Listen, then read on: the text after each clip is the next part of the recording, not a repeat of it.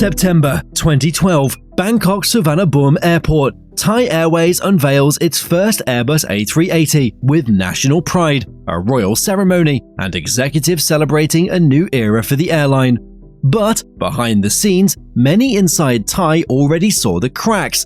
The network didn't need a super jumbo, the economics didn't support it, and the decision had far more to do with prestige than strategy. 8 years later, all 6 Thai A380s were grounded permanently. They never returned to service. So, how did an aircraft meant to evolve, Thai Airways, end up becoming a symbol of everything that went wrong?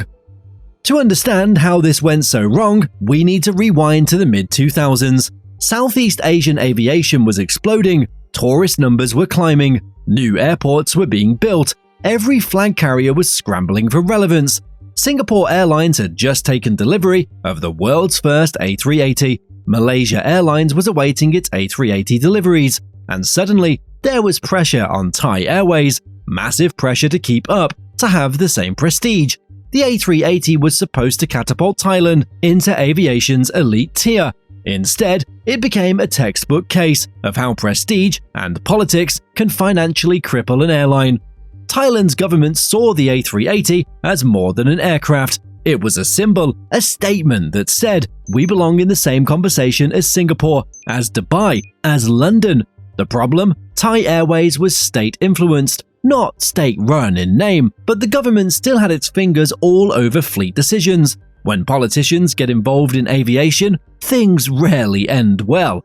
The airline's existing long-haul fleet looked tired, aging 747-400s, inefficient A340s. Compared to what competitors were flying, Thai Airways seemed stuck in the past. Ordering the A380 felt like a shortcut, a quick leap into modernity without fixing the underlying problems. So, Thai Airways ordered 6 A380s, down from an initial plan for 8, with deliveries stretching from September 2012 to November 2013. Not because its network needed it, not because its financials supported it. Unlike Singapore Airlines, with strong corporate demand and Changi as a connecting hub, or Emirates with deep pockets and 120 frames turning Bangkok into their playground via multiple daily A380s to BKK, even to this day, Emirates has 5 daily flights to Bangkok, but everyone else was doing it, and Thailand refused to be left behind.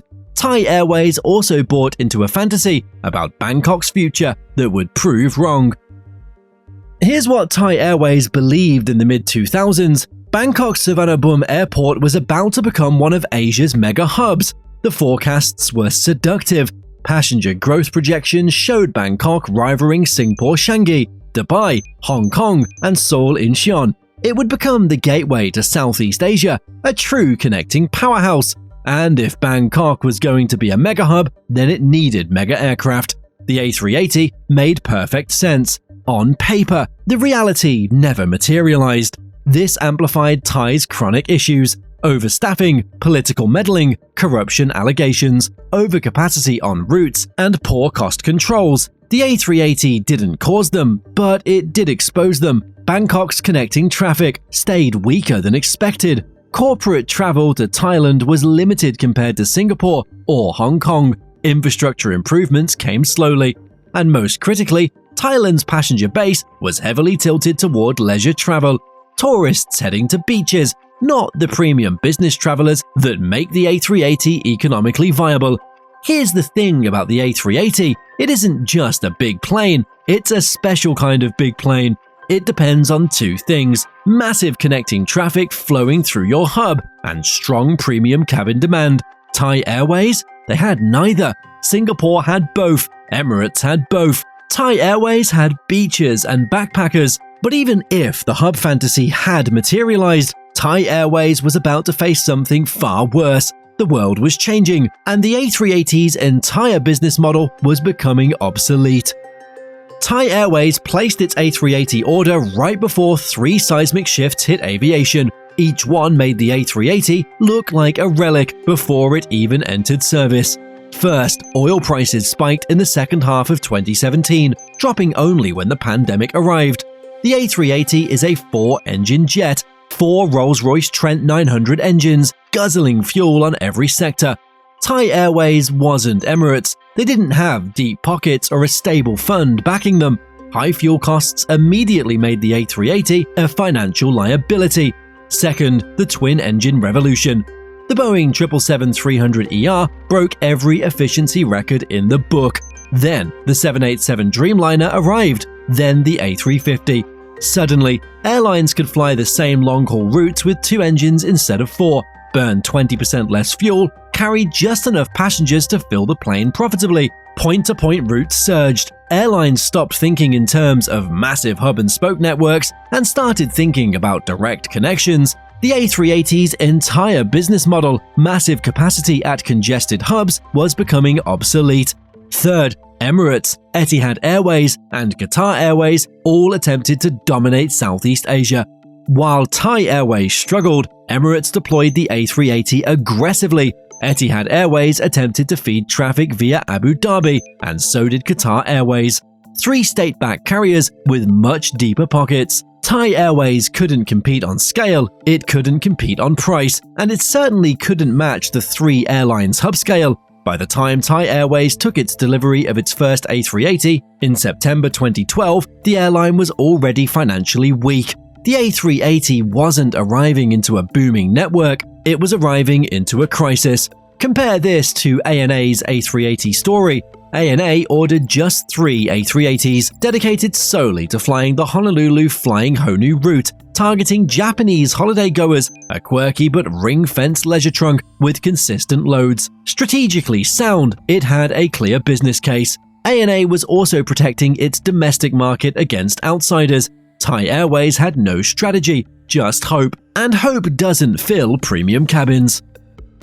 The A380 works brilliantly, but only under very specific conditions. It works on premium-heavy routes. Think Dubai to London, where first and business class cabins are packed with high-yield corporate travelers. It works where airports have extreme slot constraints. Heathrow, for example, where you physically can't add more flights, so you need bigger planes.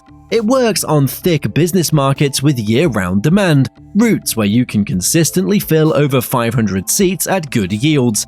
And it works for airlines with true global gateway status, hubs that connect the world, not just one region. Thai Airways had none of this. Its passenger base was mostly leisure travelers. Business travel was shrinking, not growing. Premium cabin demand was weak.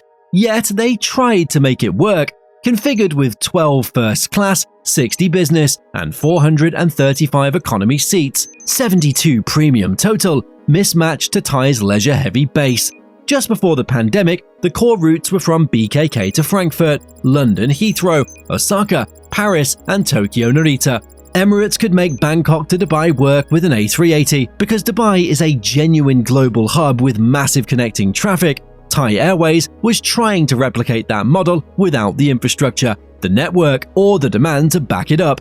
The A380's premium-heavy layout, 72 seats, was mismatched to lower-yield leisure passengers, unlike competitors' balanced configs. But even if the routes had worked perfectly, Thai Airways faced another problem. Operating an A380 is brutally expensive.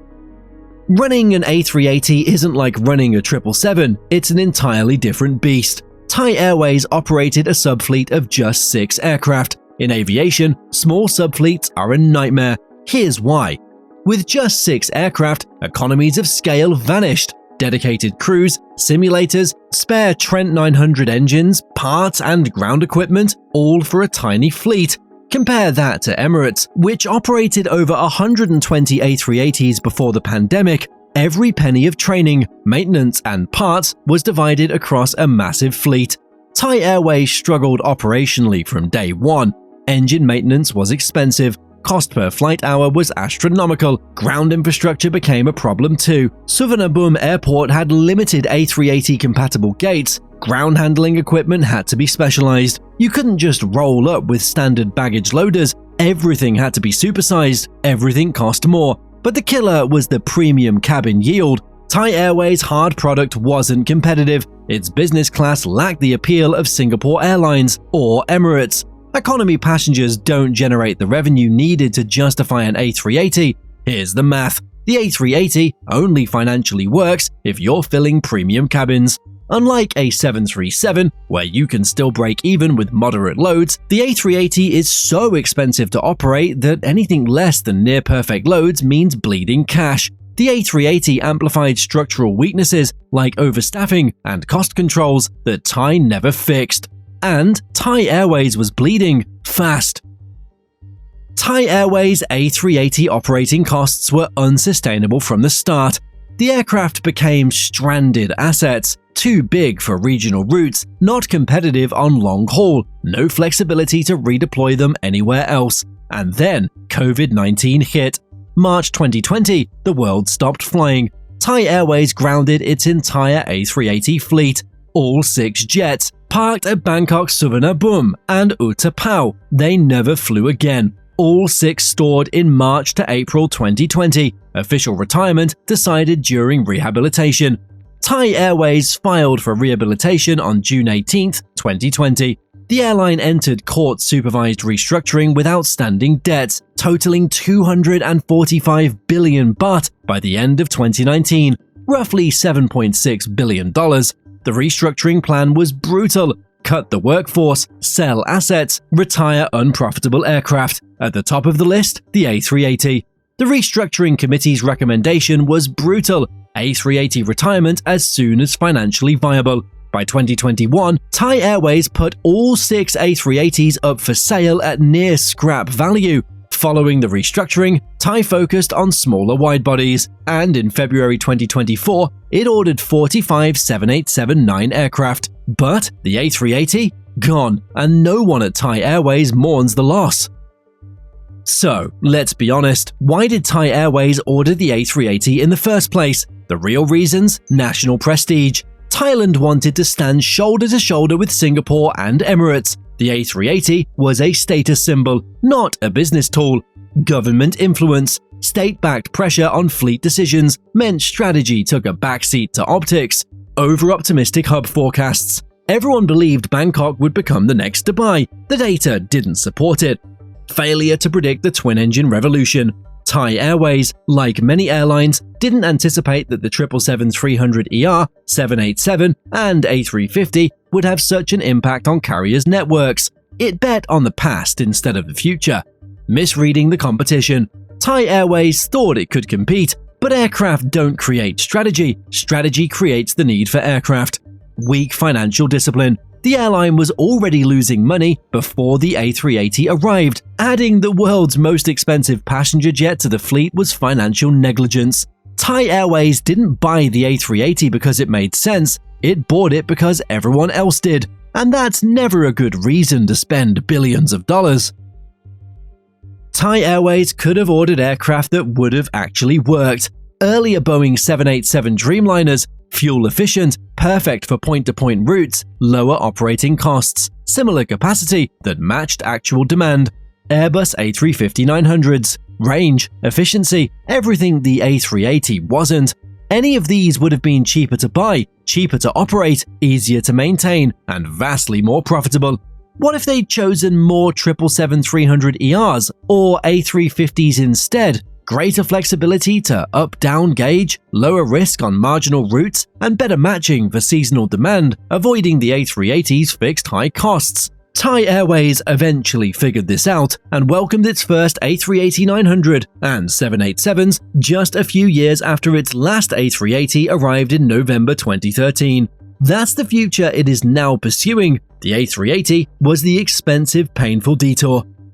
The A380. Thai Airways never wanted to become the aircraft it could never justify and could never escape from. It's a lesson for every airline. When you let politics and ego drive fleet decisions, you don't just lose money, you risk losing everything. The real question isn't why Thai Airways failed with the A380. The question is why it ordered the aircraft at all when the warning signs were already there.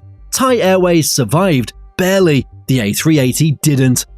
Hey, before you go, the YouTube algorithm thinks you're going to like this video next, so why not check it out?